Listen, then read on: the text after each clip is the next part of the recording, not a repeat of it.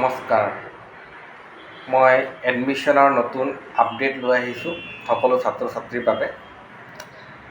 মই Gautam Das, branch director, Assam ITI Dibrugarh.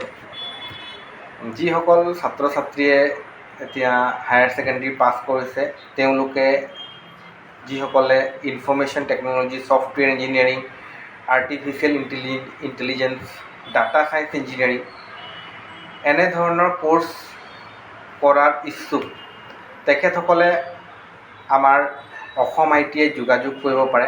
ডিব্ৰুগড়ত Assam ITI Dibrugarh, আমাৰ ইয়াতে সকলো কোৰ্চ উপলব্ধ আছে।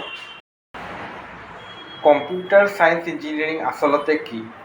কম্পিউটাৰ ছায়েন্স ইঞ্জিনিয়াৰিং কৰিলে ভৱিষ্যতে ছাত্ৰ ছাত্ৰীয়ে কি কৰিব পাৰিব, সেই বিষয়ে মই আজি অলপ আপডেট দিবলৈ আহিছোঁ। Computer science engineering fully programming based course, যিটো কোৰ্চত প্ৰগ্ৰামিং লেংগুৱেজ শিকোৱা হয়, যেনে high level language Python, Java programming, JavaScript, HTML, DHTML আৰু বহুত ধৰণৰ প্ৰগ্ৰামিং লেংগুৱেজ শিকোৱা হয়। যিখিনি প্ৰগ্ৰামিং লেংগুৱেজৰ দ্বাৰা ৰবটিক্স আৰু তেনেধৰণৰ বহুতো আমি প্ৰগ্ৰাম বনাব পাৰোঁ, ছফ্টৱেৰ বনাব পাৰোঁ, মোবাইলৰ এপ বনাব পাৰোঁ।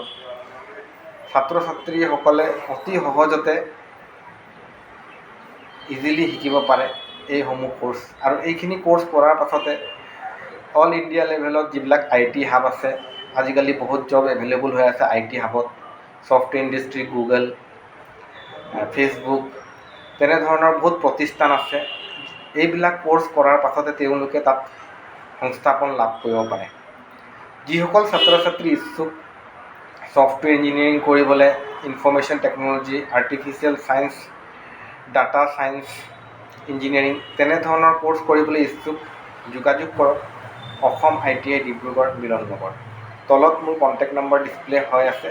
বিশেষ জানিবৰ কাৰণে আপোনালোকে কলো কৰিব পাৰে।